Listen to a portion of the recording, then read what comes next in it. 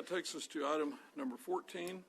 Item number 14 is to discuss and take possible action to approve a resolution pertaining to public safety, lewd acts in public, protest, and the constitutional rights of the public in public spaces. This will be presented initially. I'm sure there'll be discussion, but by Mr. Mike Bailey, our city manager. Thank you, Mayor. So I've got a presentation that actually goes through this resolution in detail because I think it's important that we go through and make sure that more the public than the council is clear on exactly what it is that's being proposed. But before I do that, I kind of wanted to get into the history for the public's benefit as to how this even came about. So in 2022, I believe, was when we had the last public drag show. Is that correct, Jess?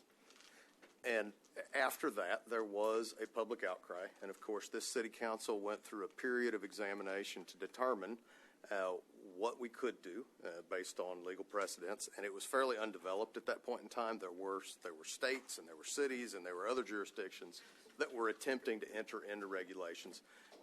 And we were uncertain how those were going to go. As it started to develop, it developed largely the way that we thought it would. The courts were upholding the constitutional rights of the performers. And so regardless of public opinion or regardless of personal opinion or the council's personal opinion, the reality was that the courts were protecting the rights of performers. So that was the legal environment we were operating under. Fast forward 2 years, we're here again. This will, and the Bartlesville Equality, which used to be Oklahomans for Equality Bartlesville, has announced that they're going to hold a public drag show on September 14th of this year. I got the date right? Okay. On September 14th. So with that, the city council, once we were informed of this, the major concerns revolved around the safety of the public. And what we have seen in the past as it related to these performances is that they do draw protest. And while both the performance and the protest are protected under our Constitution and the First Amendment, both of those are subject to certain rules and regulations intended to protect the public. So that was the environment that we were all operating under. Over the last few weeks, I've had a number of conversations with city council members, and so this resolution, while I'm presenting it, while I helped to draft it, it was done at the request of the city council. And so I say this as much for the public's knowledge as your own. You're all well aware. I've had a lot of conversations with all of you. I believe this resolution incorporates all of the feedback that I've received in one-on-one conversations with you all. And so that is where we find ourselves tonight. Now, a resolution is not an ordinance. It doesn't carry the weight of law. A resolution is only expressing the will of the council, and so that's exactly what this does. A resolution is typically composed of two parts. There will be a whereas section, and in the whereas section, essentially the story of the resolution is told. And then there will be a section that follows, now therefore be it resolved by the City Council of the City of Bartlesville, and that's the section that actually has some degree of weight or required action. So we're going to start tonight by going through the whereases just so that we're all on the same page. And this is the entire resolution is on here. So if you have not had an opportunity to review this yet, you will have an opportunity to review it with me. I won't read it word for word. It's available for the public. It's available in the council's packet. So anyone who cares to know what is in the resolution, it is certainly available for you. That was interesting. Got a little bit of feedback there all of a sudden. So the first thing in any resolution I said was the whereas, but actually the title is the first required part of any resolution. And so this one essentially is titled the Resolution of the City Council of the City of Bartlesville pertaining to public safety, lewd acts in public, protest, and constitutional rights of the public in public spaces. So if that's all you read, then you probably have a misunderstanding of what it is that we're here to do tonight. The whereases then lay out a lot of what I just discussed with you all. It gives a little bit of the history. It describes the legal environment. It discusses the rights and obligations of all the parties involved in this. And I think as we go through this, everyone will see that this is very fair and balanced. And it is very much within our legal authority as a city, which is a great concern. So while there is a concern for the public safety, there is also concern over us not exceeding our legal authority. I think that everyone in this room, in fact, is a champion of limited government. I know that everyone on this dais is. And so that is, we are trying to accomplish only what is within our authority to accomplish. So with that said, as I said, this kind of tells the story. This tells the story of the resolution. So the first point is that this started because there was a Pride celebration, and it did have a public drag show back in September 10th of 2022. After that, there was a large concern, or there were a large number of concerns expressed by the public, and the council was requested to look into this and act on it. So the next one is essentially to talk about the duty of the city council. And the city council has two of their highest duties. Are number one, and in fact, you all took an oath of this, and we just recognized Constitution Week. Both of those things are your highest duties, and it is specifically to uphold the constitutional rights of all people under your jurisdiction. Now, this doesn't matter whether these are people who you agree with or not. It is still our obligation to uphold their rights. So that's the first framework. The second framework is that the other highest duty of the city council is protect the public and to protect the public safety. And so that goes into the third one, which is essentially the council recognizing that it is enshrined in our Constitution the right to assemble, to peaceably assemble. That is an important component of this, obviously, is to peaceably assemble. Now, that is both for celebration and protest. So we are recognizing the rights of everyone who might be involved in this, whether it be an attendee, a performer, or a protester. It is a given under our Constitution that they all have equal rights. So then we start to get down into a little bit of the legal environment. And if you all have specific questions about this, I'll defer them to Jess, but I think I can summarize it adequately. The first, and I think one of the most important points on this, is that during that period at which there was regulation being proposed for drag performances, the state of Oklahoma considered two separate bills that were intended to regulate drag performances. It was Senate Bill 503 and House Bill 2186. It is my understanding they were advised that the regulations that they were proposing were unconstitutional, and that as a result, they elected not to proceed with those. I think that that is then supported by all of the jurisprudence that has occurred since then. So we have listed all of the really relevant cases. There's 5 of them up here. I won't go into detail of them. I'll just sort of summarize that all of the jurisprudence at this point in time is indicating that drag is protected expression under the First Amendment to the Constitution. So again, absent personal feelings and how we would wish this to be, the law of the land, the highest law of the land at this point in time recognizes it as protected speech and protected expression. So that is what these cases are. Essentially, all of these cases have not ended favorably for the regulatory body who is attempting to regulate drag as it relates to First Amendment. They are all, I think it's important to note that they're all in various states of appeal. I think that this ultimately will probably be heard by the Supreme Court of the United States, and at that point in time, we will have final guidance on what this landscape looks like. But this is where we are today. These 5 cases in particular have all been mentioned. At various times, the city attorney has kept you up to date on anything that has occurred with these over time. And again, if you have specific questions about those, I'm sure Jess can answer them, but I won't bore everyone with going into the details of them. So the next part of the story is that even though both of these things are protected speech, they are protected by our Constitution, they are subject to reasonable limitations. And so specifically, we have listed the types of limitations that could, and it doesn't necessarily mean that these things have occurred, it's simply these are things that could limit freedom of expression. And so in particular, there are several state statutes and several local ordinances that apply. There are prohibitions against disturbing the peace. There are prohibitions against indecent exposures of genitals in a public place. There are prohibitions of not only disturbing the peace in the municipal code, but also prohibits exposing children to lewd and lascivious acts. Now, when it comes to lewd and lascivious acts, these have legal definitions. And so, again, absent feelings, and whether or not we think that what has occurred was lewd and lascivious, these all have legal definitions. And again, as we have seen in these previous cases, regardless of what we thought was lewd or lascivious, the courts have not agreed. And so that is where we are, is understanding that, yes, these limitations exist, but they do, all of these things have legal definitions. And they might not agree with what our personal definitions are for these things, but that's the way the law works. So keeping all of that in mind, the council also recognizes that protesters and counter-protesters have a right to assemble peaceably. But again, they are also limited by certain things. In particular, the things that are more relevant are, again, disturbing the peace.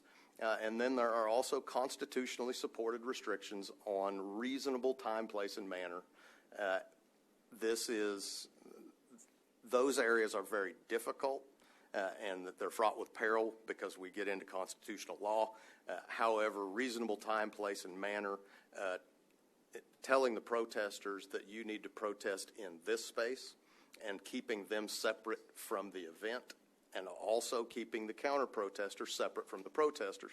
Those are all reasonable time, place, and manner restrictions. Those are not content-based. That's specifically focused on public safety. So we have the right to restrict based on those things.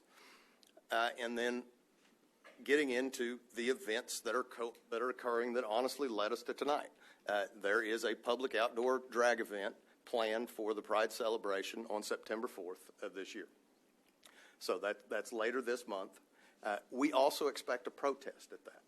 And in the past, when there has been a protest at a Pride event, there has been a counter-protest. And again, my personal feelings, your personal feelings, they don't really play into it because all of those parties have a right to do that. They have a right to protest. They have a right to counter-protest. They have a right to assemble in celebration. So all of these things are perfectly lawful events that do suffer from some restrictions.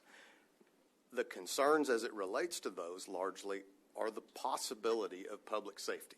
And I will say, and have told this council before, I do have grave concerns about public safety implications for everyone involved, whether it be protesters, attendees, performers, or counter-protesters. There have been, I think, valid threats against all parties. So I have some concerns about that. That leads us into the next one. The City Council is deeply concerned about the public safety. You all share that. This is not my fear alone. This is one that you all share. So the final part of this is essentially what the City Council is doing. And so the City Council is providing guidance, actually providing direction to myself, and I will provide that to the city, to the Chief of Police. The Chief of Police will then assemble an operations plan, assuming that this is adopted, that will follow the guidelines that are laid out. So that's kind of the story that led us down to what I told you before. Now, therefore, be it resolved by the City Council of the City of Bartlesville that. So this is now the wishes of the council, and in particular, you are providing direction to me. There's 5 points. This is actually the shortest part of the resolution, believe it or not. It's relatively succinct, but there are 5 points. The first of which is a sufficient number of officers shall be assigned to Unity Square and surrounding areas set aside for protests to ensure the safety of protesters and participants alike. So this is essentially a patrol of the area. So this is the first assignment that the council has asked that the police undertake. This is a general assignment to patrol the area to ensure the public safety of all involved. I think this helps to address the concerns in particular that I have. So then under each of these, by the way, there will be 3 assignments that you all have decided upon. One of this is the first one, and then all of the others will look a lot like this with their sub-bullet points. Essentially, you all would like for all officers to receive training so that they understand specifically the laws and regulations as they relate to this assignment. And so we've identified some of those laws and those rules and the things that are going to be particularly applicable. We train our officers all the time, and we do a really good job of training our officers. But this event could be very high tension. And so in order to ensure that we do the best job that we can, you have asked that they receive specific and a high level of specific training related to these items. Also, you have then talked about officers assigned to such duty shall be responsible for enforcement of all public disturbance laws, preserving the rights of protesters, and ensuring the safety of all involved.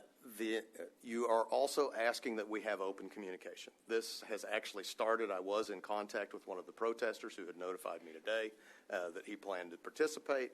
I directed him to the chief of police, who will be responsible for the operations plan. That way they can communicate, and there shouldn't be any surprises the day of. I know that the chief has also reached out to Bartlesville Equality, the organization that's putting this on, for the same purposes, or I say he has, or he will. And so that's the first one. The second one, as I said, these all look very simple, very similar, and I'm sorry, I misstated on this one. This is specifically, you have asked me to have officers assigned to the area of protest in particular. You wanted that so that we can help to prevent any public safety issues that might occur as tensions rise between the protesters and counter-protesters. So that first group will be assigned primarily to the area of protest. The second group is what I described earlier. This is actually a group to patrol the entire premises. They are there with the purpose of ensuring public safety.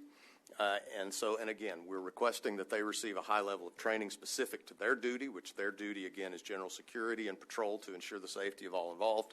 And then the final one is the same as before, that we are encouraging and requesting open communication with all parties to try to ensure this is as smooth as possible. Item number 3, again, sufficient number of officers. Now, this one is unique to this performance, and it is specifically that you have requested that police officers shall be assigned to observe the performance. And by performance, I assume that what we're talking about here is the drag show, since that is the one that has generated some public concern. Again, these officers will be assigned to this duty. They'll get a high level of training in things that are particular to them. So we typically partner with the DA's office. We're hoping that he will provide that training, expecting, I think, Chief, that the DA will provide that training.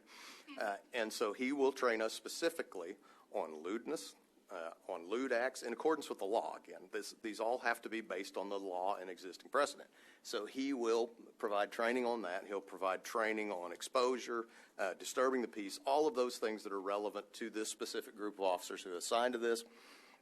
And so they'll be responsible. They got specific responsibilities that we talked about, and this is dealing with public decency laws, preserving the rights of performers and event organizers. Keep in mind this is that everyone deserves our protection that's under our jurisdiction, and then the safety of performers and spectators. So again, open communication is encouraged. Bullet point number 4, you all have requested that all officers that are on duty at this time have a body-worn camera and that it be on at all times. I think that this is sound. These events, especially when you're talking about protesters and counter-protesters, it doesn't matter whether it is a pride event or if it is a rally. These generate high tension. No one remembers exactly what occurred, but they remember how they felt. And so when someone makes a complaint, typically what it is based on how they felt. Having these cameras provides protection for our officers primarily, but it also provides a record of the event so that all allegations and concerns can be addressed by police administration and myself. The final item is the city manager shall make available to the chief of police all resources necessary to ensure the safety of the public, preserve the rights of all parties, and enforce all applicable rules and laws during this event. So that is essentially the resolution. I think that it is very well balanced towards preserving the rights of all involved, towards protecting the public safety, the public peace, and again, I think that all of this, and these are the conclusions after review, and the city attorney has also looked this over and given his opinion on it to me. But essentially, the first thing is that all of the information contained in the whereas clauses is true. That is all factual. And so I think it lays out the case for not only our responsibilities and our obligations, but also our limitations. I think it explains it very well. So understanding all of that, I also think that all of the instructions that are included in the resolution are within our municipal authority. And I want to be careful of that. We are a municipal government. We have a high degree of responsibility. We have a tremendous amount of power. But all of the things that you have requested of myself to request of the police department are well within our municipal authority. I don't think we've colored in any gray areas. And then the final thing, and I think this is one of the most important as well, is that all of the things that you've asked of me are within our capability. There's been discussion about cost. There's been discussion about, obligations, things of that nature. I would say that even absent this resolution, it would be unacceptable of me to not have a significant police presence at this event due to the potential damage to public safety. So we have always provided police presences, especially when there is a protest and a counter-protest. We provide police presence. That is not at the request of an event organizer. It is not as an advantage to an event organizer. It simply is doing our job, one of which, and again, one of our highest duties, is to preserve the public peace, protect public safety. So I believe that the resolution is fairly stated. I believe that the resolution is reasonable, and I believe that all of this will make our community safer and will ensure that all applicable rules and laws are followed. And with that, Council, I'd be happy to answer any questions you have. Although it came from you, so maybe you should ask each other. Thank you. It's a very thorough treatment of the subject. It is a subject that brings up great feelings, emotions. Sometimes my emotions overpower my logic and reason, and that is something to try to be careful and deal with this in a reasonable, logical manner. I would note that, has been mentioned, that each member on this council takes an oath. I take oaths seriously. That oath is to uphold the Constitution, even if I don't agree with it. We can change laws, but we disobey and violate them at our own peril. And in the case of this city council, at the peril of the city citizens. It is very difficult to determine intent. We have talked about this at length in the last 2 years, and if Mr. Kane will certainly correct me if I misstate, but those sorts of questions can only be settled in a court and not by the city council to determine what someone's intent might be. Council, having heard Mr. Bailey's presentation of a subject, I know we would just as well talk about trash trucks or parks projects. Yes, sir. But here we are. What are your thoughts, your questions? One thought I have, in addition to the resolution that you presented tonight, we have several events that happen throughout the course of any given year, and those events have special event permits where they can use Yes, sir. Tower Green, or Unity Squares is also known. Along with those permits or special event permits, city services are provided. And I know there's a lot of municipalities across the United States that have done probably research as to what the cost that goes into those across the board, regardless of what the event is. And I would just ask that maybe city staff can do some additional research as to maybe what other municipalities have done so that the burden of those city services aren't absorbed completely by the city. Yes, sir. In fact, we do have a special event process that we go through.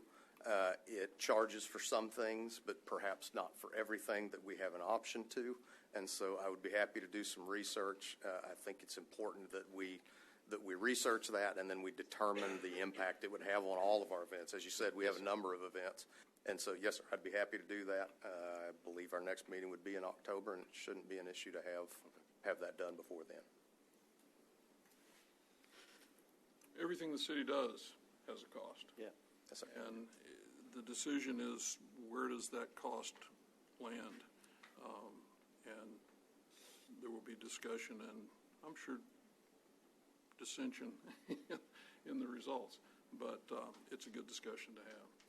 Yeah, it's a good discussion to have, and we'll have that discussion at the appropriate time. Yes, sir.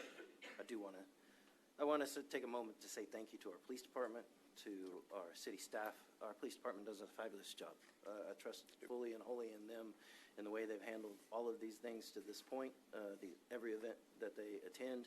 I want to thank the city staff for working with us and executing our wishes and bringing this forward to us. I want to thank everybody who uses our facilities and our parks and everything else. They take care with them. This organization is no different. They've taken care, they've followed through with every obligation in their contractual use of that and gone above and beyond in a lot of ways. So I want to say thank you. This is what makes our community great. We all have differences of opinion, but we come here and we get to this point, and I I truly feel this is a representation of work that's been done, and I don't think a lot of the public sees that this work goes on. The city council and the city staff and the police department don't sit idly by and do nothing on these things. We work and we make sure that we represent all of our constituents in these matters. So thank you to our police department, thank you to our city staff, thank you to everybody. Yes, sir. Thank you. Anyone else? We do have before us an action item. If we choose to take action on this, I see this as a public safety, regardless, as Mr. Bailey said, is where any of us might feel in our personal opinions, what is this municipality authorized, empowered, and capable of doing to keep our people safe? There's over 37,000 of us in this community, and I suspect there are 37,000 opinions on any given subject. Council, what are your wishes? I would move that we adopt and approve the resolution as presented. I'll second that. Very good. Councilmember Rozelle has moved. Councilmember Schipper has seconded a motion to approve this resolution as presented and discussed. Are there any other comments? Are there any questions? Elaine? Mr. Rozelle? Aye. Mr. Dorsey? Aye. Mr. Schipper? Aye. Mayor Copeland? Aye. That is approved. And Mayor, if I might, I've had conversations not just with the four of you, but also with Councilmember Curd, or Vice Mayor Curd. He was unable to be at this meeting. He really did want to be here. He wanted me to express his approval for this. I told him that I couldn't be his proxy vote, so I would wait until after it was either approved or denied by the city council, and then I would say that. But he did want me to take a moment and let all of you all know that he fully supports this, and that he is grateful that you all have done this work with me, and that it's under consideration. So Thank you. Well, and I would note, I have had discussions, and I'm sure each of you have also, and I have been very appreciative of the courtesy that has been shown to me, that people may feel one way, they may feel another, they may agree or disagree, but they have been willing to have calm, reasoned discussions to tell me what they think, to listen to my thoughts, and at the end of it, to express appreciation, myself and the other party, that if we have these rational, reasonable discussions, that we can come together as a community and find solutions that won't please us all, but allow us all to live together in peace. And I think that really is one of the goals that a lot of people would like to see. At least it's what they've told me. So we will move forward from this. We have a few items left. I know that's the reason most of you were here, so just bear with us for a few more moments. Item number 15 is new business. I'm aware of none, Mr. Bailey. no, sir. Item number 16 is the city manager and staff reports. Council, if you all will forgive me, I'll forgo my staff report tonight. Oh, okay.